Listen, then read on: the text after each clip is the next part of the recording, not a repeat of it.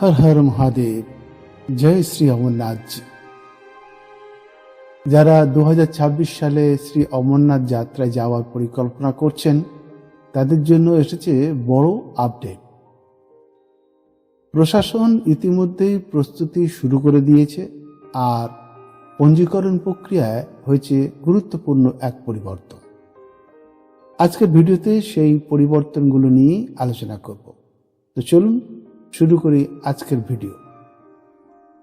সবচেয়ে গুরুত্বপূর্ণ তথ্য হলো সম্ভাবনা রয়েছে 1 এপ্রিল থেকে রেজিস্ট্রেশন শুরু হতে পারে এবং মেডিকেল প্রক্রিয়া শুরু হতে পারে মার্চের মাঝামাঝি সময় থেকে।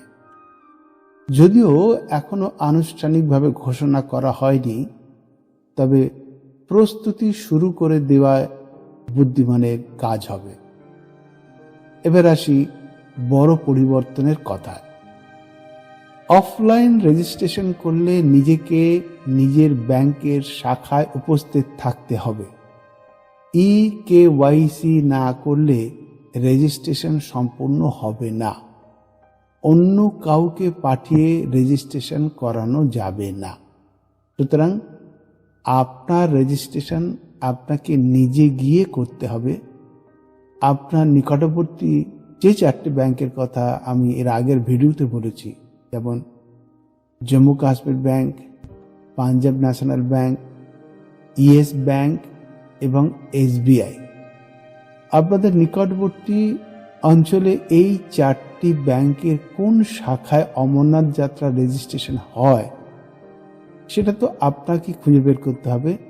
আর একটু অপেক্ষা করলে আমি আপনাদের এরিয়া ওয়াইজ ব্যাংকের লিস্ট দিয়ে দেব, যেটা সাইন বোর্ড পাবলিশ করলেই আপনারা পেয়ে যাবেন। সেকেন্ড পরিবর্তন হচ্ছে মেডিকেল আগে করানো বাধ্যতামূলক এবং শুধুমাত্র সেই সব ডাক্তার বা হাসপাতালের থেকে করাতে হবে যাদের নাম শ্রী অমরনাথ শ্রাইন বোর্ডের অফিসিয়াল তালিকায় থাকবে। অন্য কোনো ডাক্তার বা হাসপাতাল থেকে মেডিকেল সার্টিফিকেট বাধ্যতামূলকভাবে বিচার হবে না। ভুল জায়গা থেকে মেডিকেল করলে আপনার রেজিস্ট্রেশন বাতিল হয়ে যেতে পারে।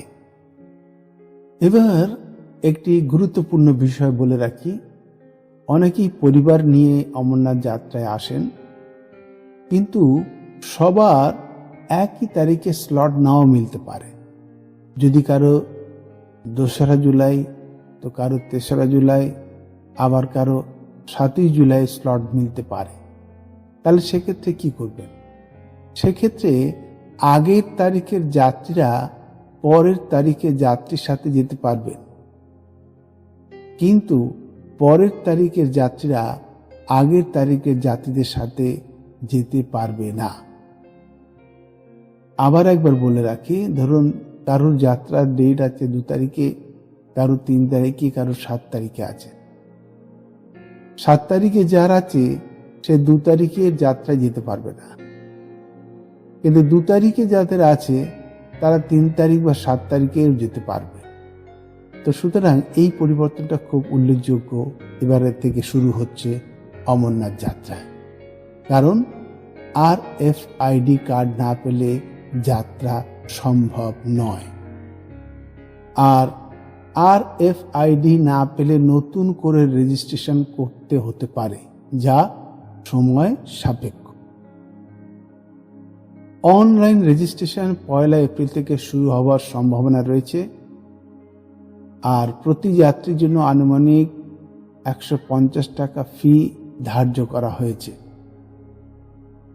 এবার আসি প্রস্তুতির কথায়। যদি আপনি পাহেলগাম রোড দিয়ে যেতে চান তাহলে আপনাকে প্রায় 32 কিলোমিটার ট্রেক করতে হতে পারে। তাই এখন থেকে প্রতিদিন অন্তত 8 থেকে 10 কিলোমিটার হাঁটার অভ্যাস করুন। শরীর প্রস্তুত না হলে ভক্তি থাকলেও পথ কষ্টকর হয়ে যাবে। মনে রাখবেন, অমরনাথ যাত্রা শুধু একটি ট্রেক নয়, এটি ভক্তি, বিশ্বাস আর আত্মসমর্পণের পথ।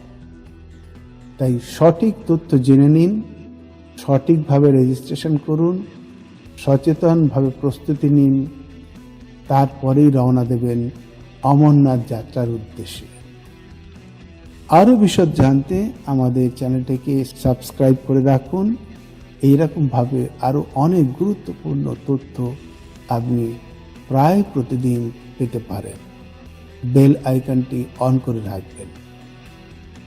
আশা করি ভিডিওটি আপনাদের অনেক উপকারে লাগবে। ভালো লাগলে সাবস্ক্রাইব করবেন, লাইক শেয়ার করবেন।